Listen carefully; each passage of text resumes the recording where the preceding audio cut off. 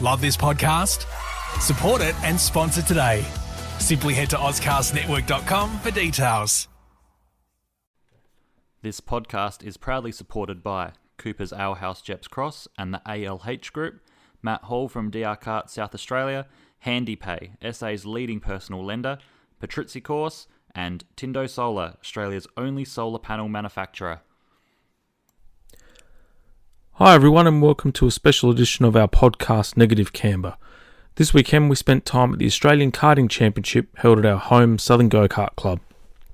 I was very fortunate to spend some time with club supporter and karting powerhouse Patrizicorse and owner Michael Patrizi. He was very happy to spend some time with me and talk all things motorsport, and I think you'll agree there'll be a second show later this year. So buckle up and enjoy Negative Camber with Michael Patrizi.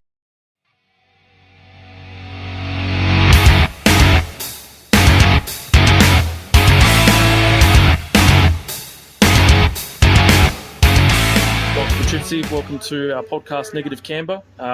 It's an honour, and I wanted to start off by actually thanking you guys for the support you've offered the Ferrari Club in our karting team over the last couple of years. So I know that you saved my bacon at an event a couple of years ago. I still use that same axle, by the way.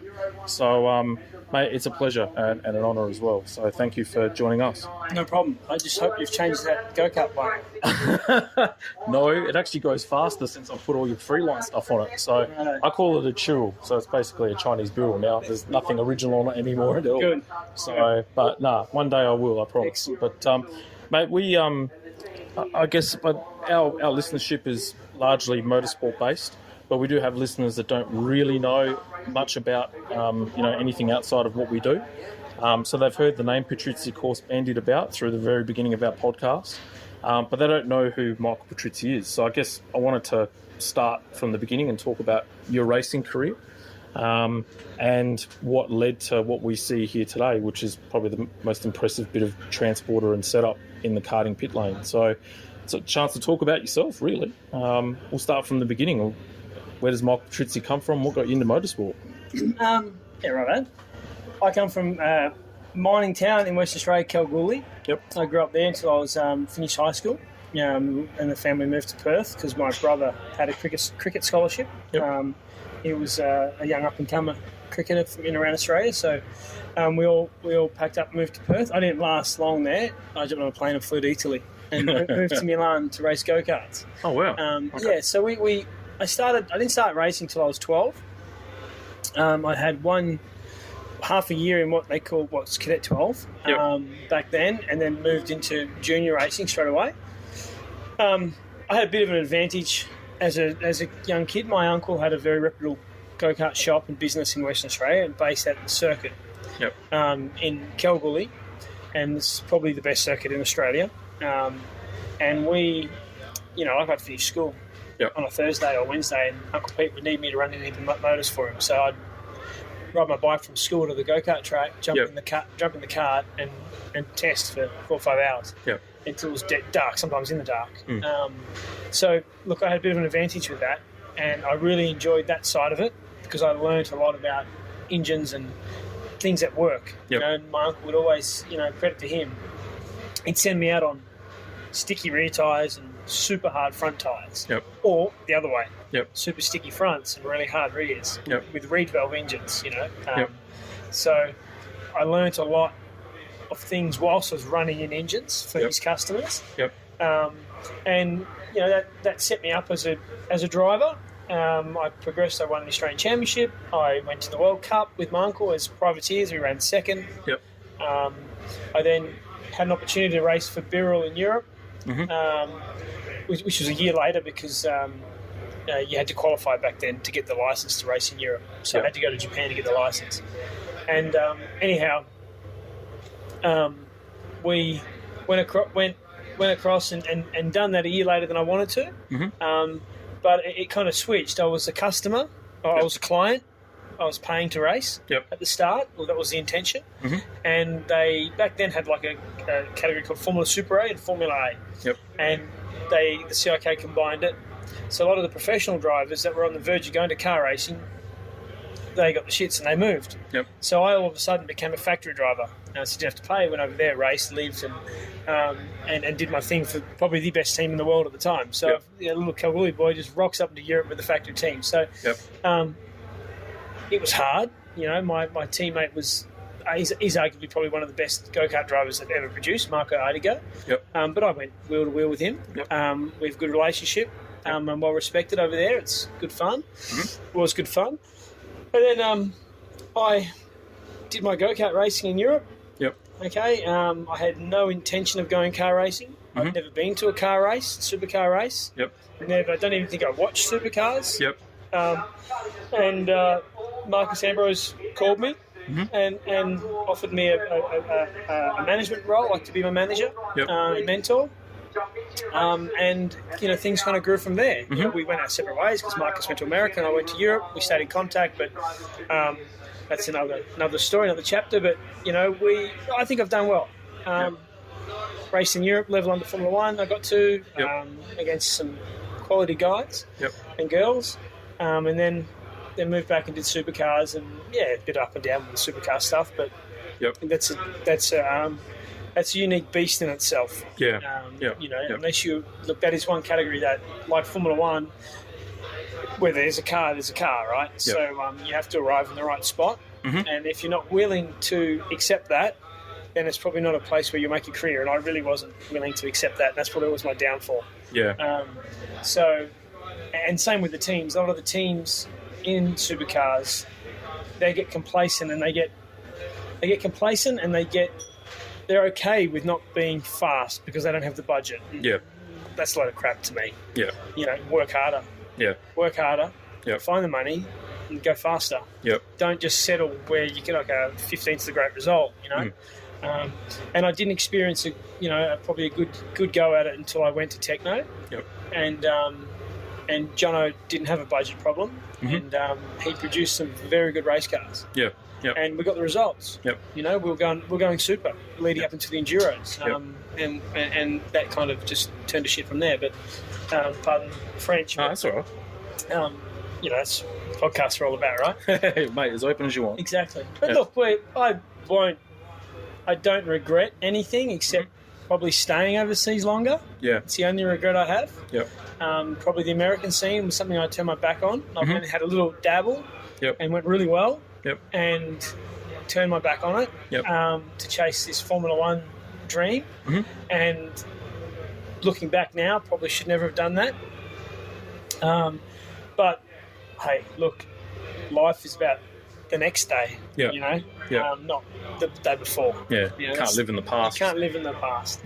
And I've got a fantastic business, love it to bits, work very hard at it. I travel the world with my business. I used to. Can't anymore. Bloody bats. But look, that's my little story in a nutshell. You raised a really good point about the European scene and how tough it is. How does it compare to the Australian scene at obviously the high level, and what makes it so different compared to what we race here?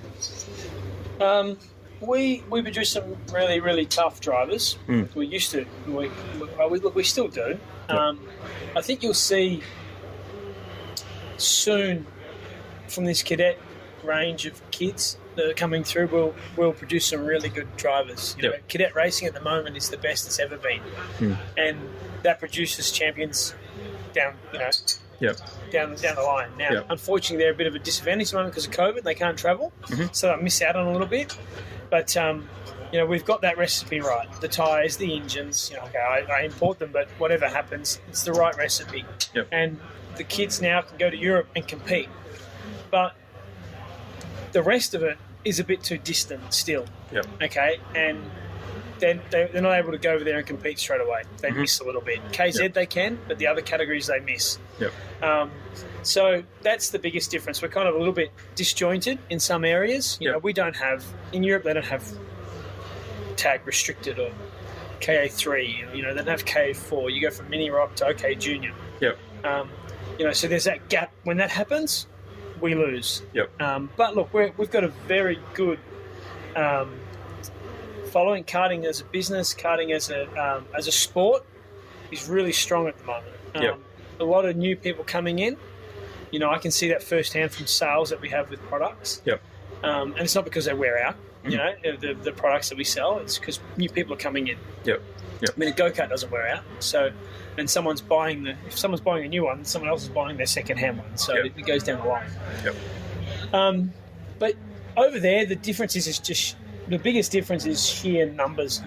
You know, we have 50 in the mini class or 48 in the Yep. Cadet 12, with over 120 at a race. Wow. So the top 60 are our top 10. Yep.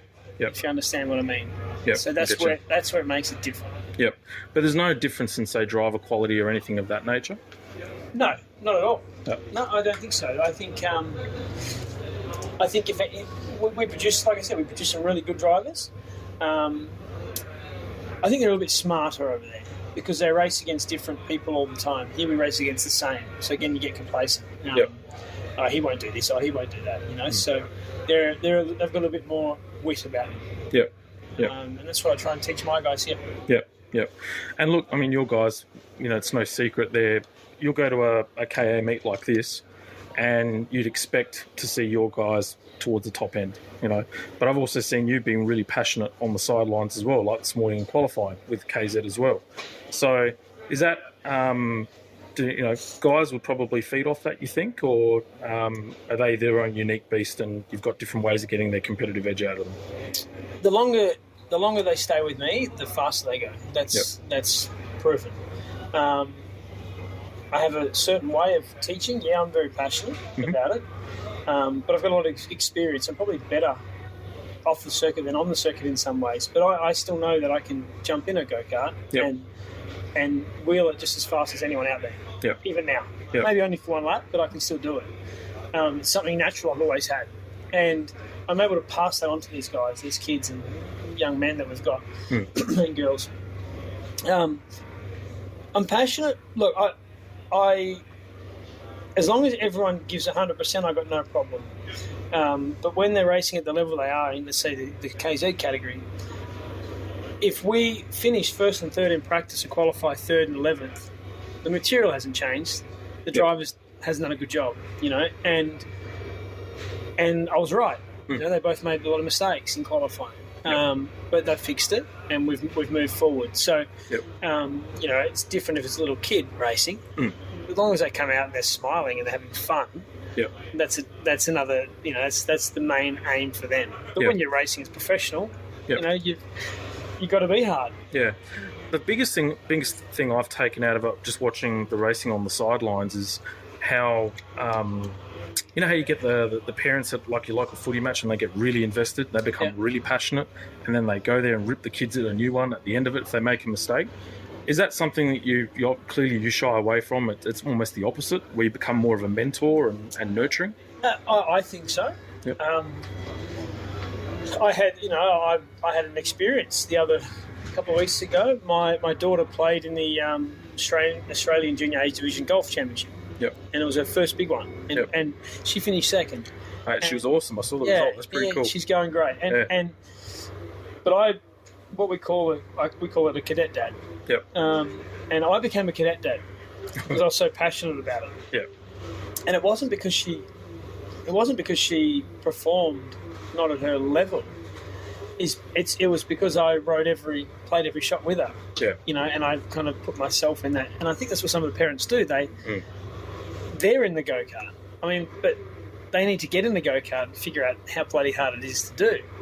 Okay? They really need to do that because they don't get it. They think it's easy. And then they want to argue with each other and what have you. But, I mean, my daughter had a 15-metre putt. She putted it under all the pressure. She went 30 centimetres because she hit the ground. Okay? And I became a cadet dad. Oh, what's happened? What? You know? And she could feel that. You know, she could feel that. She could feel the tension in me. And then she had another bad shot, and we nearly lost the second. We were in a position where we would never thought we were going to be. And then she sunk a 10-metre putt. Wow. Okay? And we're good. But for that split second, I became what I would call that cadet dad. And there's plenty of them. And then mums. But I don't think no one's doing it on purpose to be aggressive or anything. They're just they want their kids to do so well. But I certainly don't do it here. Yeah. In our tent, and if the parents of the drivers that are doing that do that, they're not welcome here. It doesn't happen in this tent. Yeah. I won't yell at them.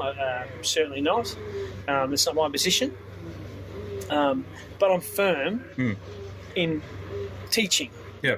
Okay, and I know that if I'm saying not always right, but 99.9%, I think I'm right in what the feedback I'm giving. So, yeah. And I think it works. I really do. And we don't have a huge team.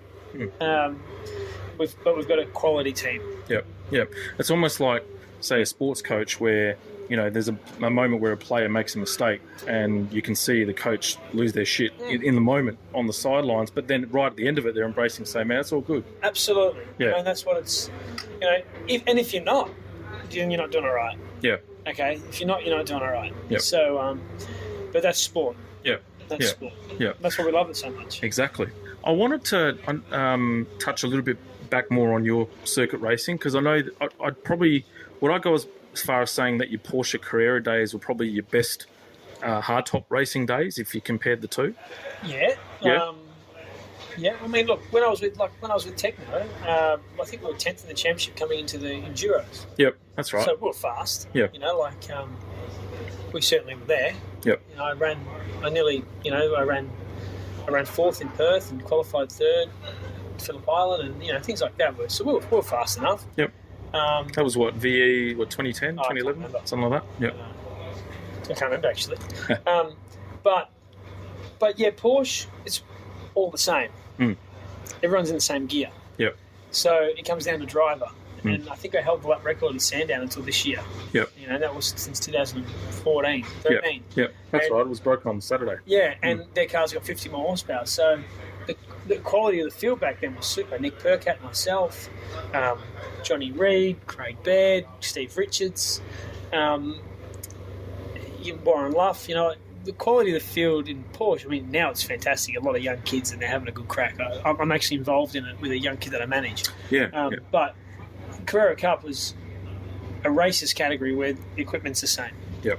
Okay, and these supercar guys came and tried race, thinking they were good. Yep. And we tell them up, because they were in better equipment in the supercar. Sure, they'll get there eventually, but that's a great series. Yeah. Great series, and I had a lot of success. I crashed a bit, but fuck, What race it doesn't? If you're not pushing the edge. I pushed the Porsche. Yeah. I didn't care. Yeah.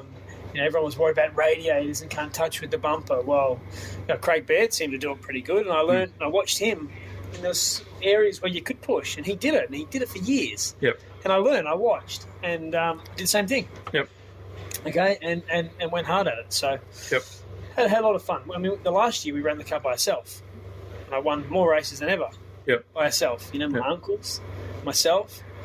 We prepared the car in our own factory on the Gold Coast, but that's what you can do with Carrera Cup. Yep. And which you can't in others. So, yep. Yeah, great category. There was a bit of footage that came up on YouTube recently. I think was at Albert Park for the Porsche support race. Yeah. And you had a massive shunt. It was a good one. Yeah. Was there? But you walked away from it. But were there any? I broke a bone in my I was going to foot. say, any injuries? Yeah, I hurt my foot. I did a broken bone in my foot. Metatarsal, I think, but because they got the clutch and it went underneath brake or something. I can't remember. Yep. And it was all bent down there. So I got up. The adrenaline got me up. I can remember. I looked under the hood to see if the engine was any good underneath the front. Yeah. The engine's in the back. Yep. So I made a goose of myself, but. It was just wet AstroTurf on the exit, and my first race in a Porsche, and I was up the front. I think Mark Scaife was in front of me. I mean, only because I think I made a mistake at the start. Yep. And I just got on the AstroTurf, and the wet AstroTurf, and the inertia and the weight at the back just got a tag slapper and sent me in the wall. But hey, we fixed it. Went out the next day. Yeah. No biggie. Just. Yep. Good. Awesome. How did the relationship with you and Daniel Ricciardo start? Through go-karting. I mean, there was me and another good mate of mine in Perth, Daniel Elliott. We were the best two in Perth at the time in go-kart racing. Yep. And Daniel's a young and up and comer, and he was quite a jovial kid and had a laugh, and his dad Joe got on with my uncle and my dad and what have you, and we all just got on, and I don't know, I became a mentor for Daniel through the time. Through racing. He raced with us over east because we were racing over here, and it was easier for them to come race with us, and we carted their equipment across, and I coached him as a kid, just in a mentor way, you know. And then it grew from there, and look, a lot of people will always say, I always knew he'd be good, but I always did. I pushed hard for Daniel to race cars. And they were a little bit suspect at the time, and everyone wanted to push him into the crappy Formula Ford and do this Australian low-level racing, and he was purely someone that was better than that. And I remember they put him in a Formula Ford at Sandown in a school car with Brett Lupton. And I remember saying, why? Why are we doing this? And I was racing in Asia at the time in Formula BMW. And I said, oh, and he went over there and got absolutely whooped. And from that, I remember early on, they were like, oh, he's no good straight away. Where that wasn't the case. It was a clapped out old hunk of junk. He probably won't let me talk about this, but he won't listen to it, don't worry. Anyway, they'll find a way. And anyway, well, I was in Asia, and I said, you got to come and do this. Get out of that system. It's not right. And we pushed. Had to get him a license. We had to get him an international C license. And the guy at the time wasn't very, and in CAMS wasn't very supportive of that. So I used a bit of my my friends overseas, and we got him a license. He went and raced in Asia, and he did very well. I got second the first year, and then he went over and he was right up there. He was with the lesser team, but won races. And then I was racing in England at the time. We had a spare spot in our team, and I said, come and do a race. And him and Joe jumped on a plane and flew over and stayed with us in England.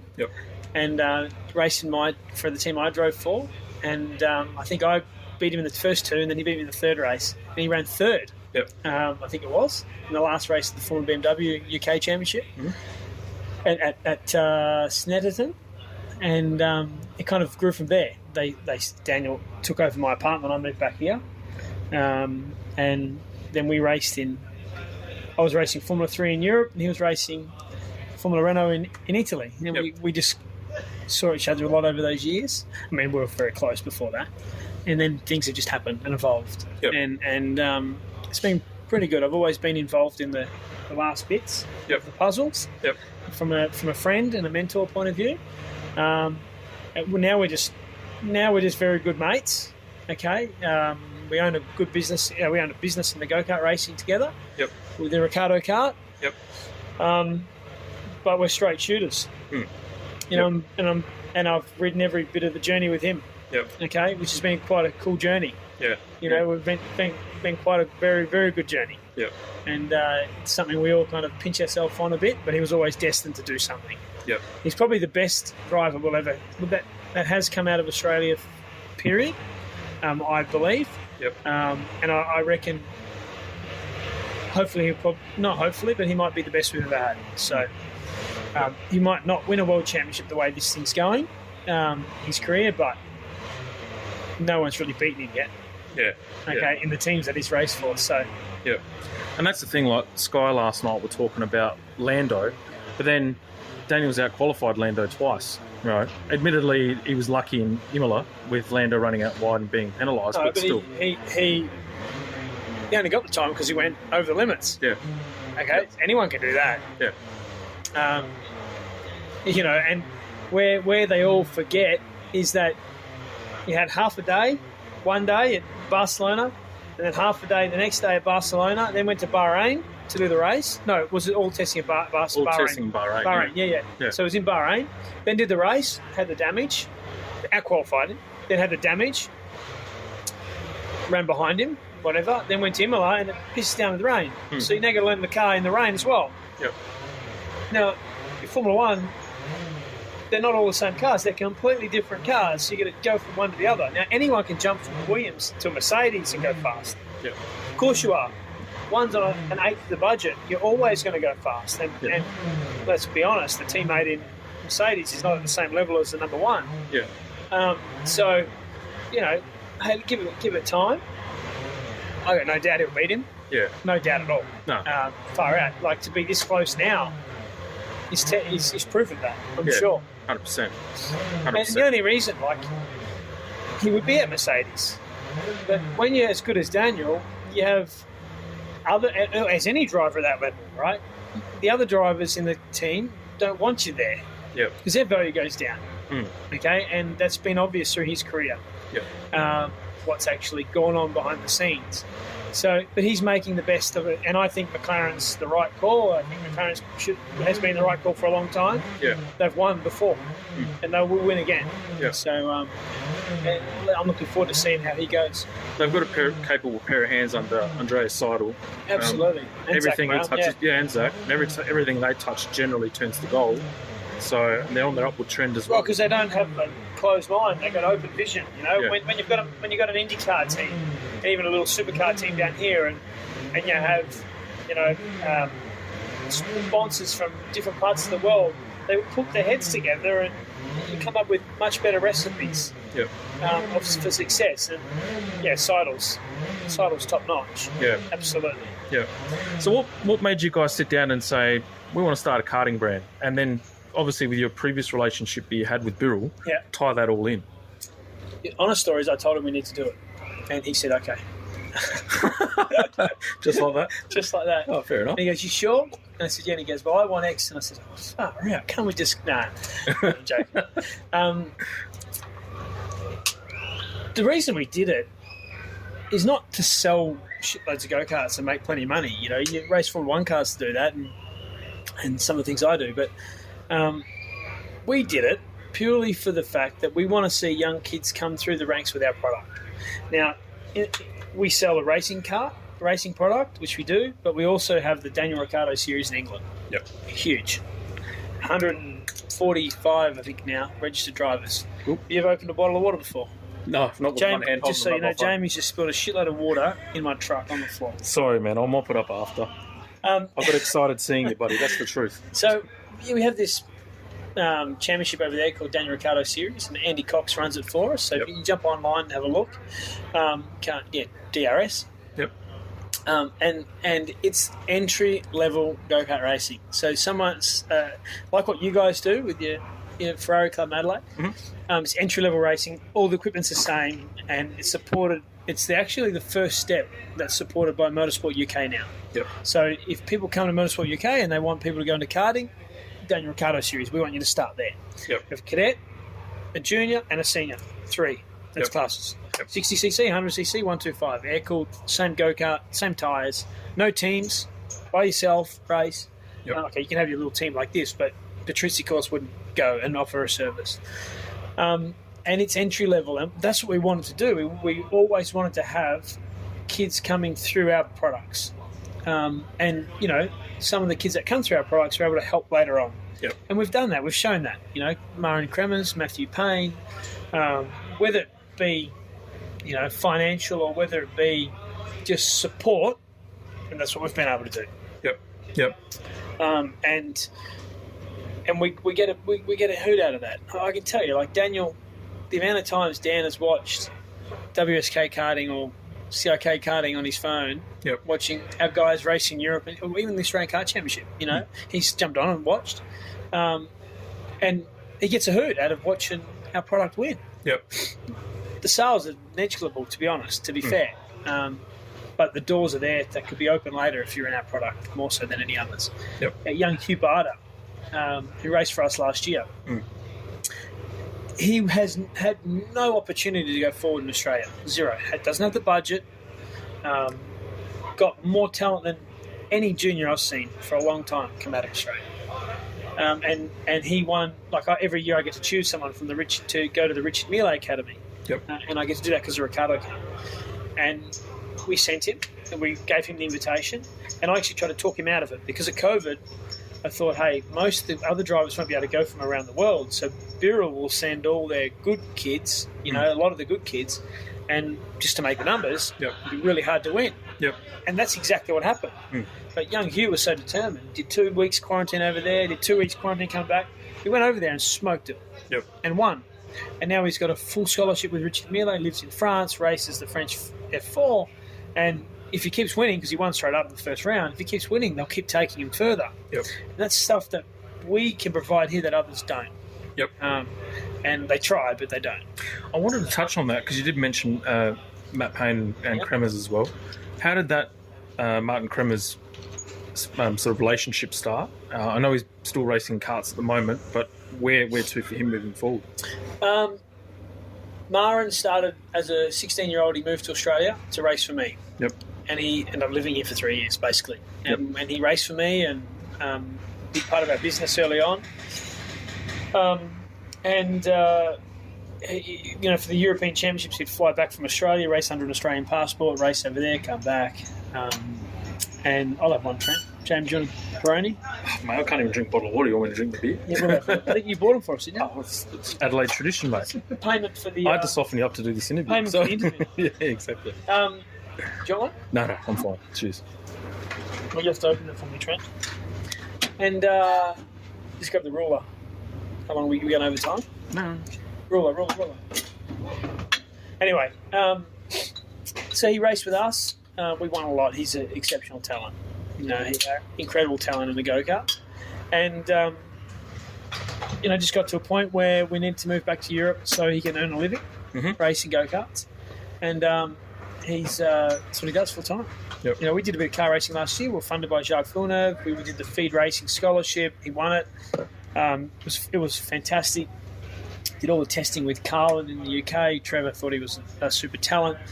There was a bit of political stuff happened with COVID between him and Jacques, and they moved him to the French F4, and it was a bit, let's not really go there, but it was a bit of a waste. Yeah. It was actually a big waste for Marin. And up until that point, we've done everything right, and that was the only backward step we've ever made. Now we're back in go-karts, and they can't beat him. Yeah. There's some big news for him later this year. Yep. That'll be quite special, and I hope it works. Yep. I really do hope it works. But he will go into a junior program shootout. Yep. Which will be phenomenal, and hopefully he gets the result. Yep. And Daniel's been very, very helpful, and Daniel's management's been very helpful in that side of things. So that's crossed. awesome. And is that something you've always done, as in like a driver manager type thing, or has that kind of come about naturally? Well, I've been there and done it, right? Yep. So I learn from my mistakes. If one thing I've been able to do in my life is learn from the mistakes I made. And not like we've made a lot of bad ones, but at all. But we could have done a lot better. Yeah. I still believe that I definitely could have been just a racing driver. But I didn't have the focus to just push everything else aside, push my now wife aside, push this aside, that aside, and just go for it. Yeah. I never had that focus. And they're the kind of things that you need to do. And now I look with my young guys I manage and stuff, I do that, girlfriend's a second, racing's first. And I'm able to, with the relationships I have and the teams I have, I'm able to put my guys in the right equipment, like let's say with supercars. I don't want to speak badly of any stretch, and I don't want to close any doors, but I start from the top and go down. I don't start from the bottom just for the sake of giving some kids some laps. And go to the top. Okay, that's the way we work. We start from the top and work down. And at the moment, the top's talking to us, so it's the most important. It's testament to what we do here. Yeah, absolutely. And with Matt Payne, that's something that's come about. He was racing for your team last year. And same thing now with Porsche. So I manage Matthew. That's Michael Patrizi Consultants, whatever it's called now. I manage Matthew. And he's with Alabama Motorsport. He has an exceptional talent. Raced in Europe with us, the World Championship, and then went on his own again. Took my step and went and become an official driver with Birrell, and was right at the front straight away. And even them over there were talking, and I had another team offer a drive, and so straight away we knew we had to go. Then COVID happened, and we didn't know what to do. And I said, hey, listen, why don't we just do this Toyota Racing Series? Really? They were, you sure? Should we go back and do go-karts? No. Why? We're now at the age where we need to do something. And he did Toyota Racing Series, did a bit of testing, not much, did a bit of testing early on, but with Mark Pilcher, M2, but proper testing. Testing that we would do if we're racing the go-kart. And, I spoke a lot with Mark about it. Yep. And I said, this is the level we need to operate at. We don't want just to go and do laps. We need to do it at this level. And Mark was someone that could do that. And him and Daniel Gordon took him under their wing and did this testing. Anyway, the only person to beat us with that was Shane Van Gisbergen and Heimgartner on debut. Wow. So then he went and won the series and absolutely gave everyone a hosing. So now we put him in Porsche. A couple of teams are like, oh, he's not good enough to do Carrera Cup. He should do GT Challenge or something. And I knew where he sat and his level. And then Earl Bamber Motorsport appeared. And again, I've known Earl for a long time. And I know the level that he operates his race team at. And they had a bit of like a junior scholarship going on for a Kiwi. And Matt beat all the top Kiwi kids, and Matt was unknown. They didn't even know who he was because he hadn't raced in New Zealand. He had never raced there, so they didn't know who he was. And you got all these guys that raced Porsche and raced cars and open wheelers and what have you, and they never knew who he was. He hadn't done the Toyota Racing Series yet. And we kind of got him in there, and he went and wiped the floor in Toyota Racing Series, and the story is what it is now. So he's certainly opened, for his limited experience, he's opened a lot of eyes for real quick. And it's my job over in Australia, because his parents are in New Zealand, is to be his kind of parent over here and help grow this next step of his life. So, but he's going good. Where do you see him in terms of his future? Is it still tin tops or back open wheels? No, he's a gentle giant. The only open wheel car he'd ever fit in would be an Indy car, but just COVID, so tough. But look, he's got his goals. He's got his goals. They've definitely got a roof on his head. From a goal point of view, whether that's a GT or a supercar, I'm not sure. Well, I am sure, but it's my job to present him all the opportunities, but not lose focus on what we're trying to do. And we're in a Carrera Cup as a rookie, our first year of car racing. And the first goal is to be the rookie champion. What happens after that is another story. Okay. No, it sounds good. He acquitted himself well from what I saw at Sandown when they did the race there.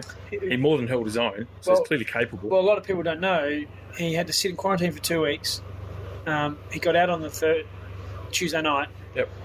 Flew to Melbourne, in Sydney. We got the circuit at Winton. We drove on Winton for the first time ever in a Porsche. First time in Australia. So the first time I ever drove the Porsche was at Winton, and then went straight to Sandown. And I mean, Sandown is a blessing. That's a hard track in a Porsche. Then it rained. So the kid's trying to learn a Porsche race his first time in a tin top. I remember when it rained, he said, "How do I get off the line?" I said, "Well, just like a road car. I've got an automatic." So things like that. So it was all new for him. But geez, he did an amazing job. He was sixth, I think, and then he spun. And the guy behind him finished fourth. So he did a super job. We did a test at Tail and Bend last week, and we're the quickest. So of all the Carrera Cup guys there. So he should go right. Excellent. How did the race team start, and I guess the Patrizicorse online business as well? I started the go-kart business because my brother wanted to race over here on the East Coast because he wanted to race KZ. They were bored. Was that your brother that's on the farms in WA? Yeah. And he wanted to race, him and his mates.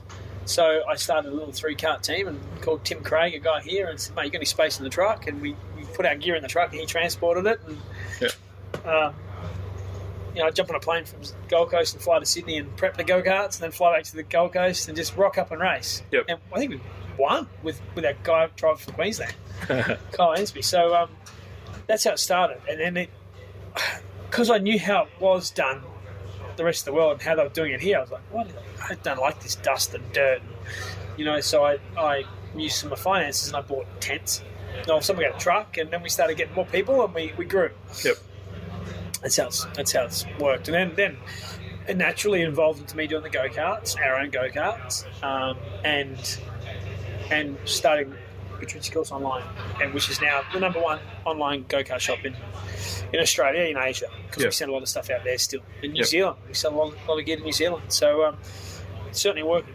Yeah, absolutely. Is it a good website?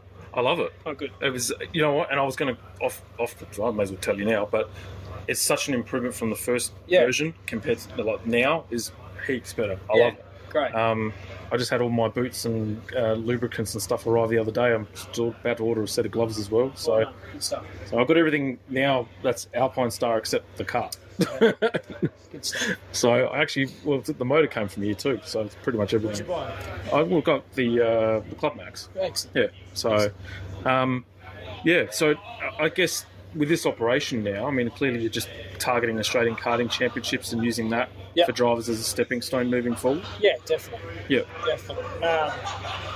We should have. I think the boys are. Just give me 1 second, Jamie. Oh, you're right. Yeah. So karting team, like using that as a stepping stone moving forward. Yeah. Yeah. Right. But I won't go back into car racing as a team. Yep. I did that with F4, but I'm not going back into that game. Not right now, anyway. And if I did, the only place I'd do it would be with a Porsche. Yep. To be honest, my little band of motorsports here, they're in my factory. Yep. They're in our factory. I'd be more than happy just to hand them the young guys now, and you know, if they need them. And we all obviously supply go-karts to a few of the other guys. I mean, we see footage of J-Dub and Will Davison, etc. It's almost like you're the go-kart supplier to the stars, really, to keep them sharp. I think we just offer a service. I mean, I'll be if there's one part of my business right now that I'm actually not doing well at is offering them enough service. Yep. Okay, because they're not in the go-kart enough. And Jamie wants to be in the go-kart more. And we just got too busy. And that's something that I'm just keeping in the back of my head that I need to fix real quick. Yep. They're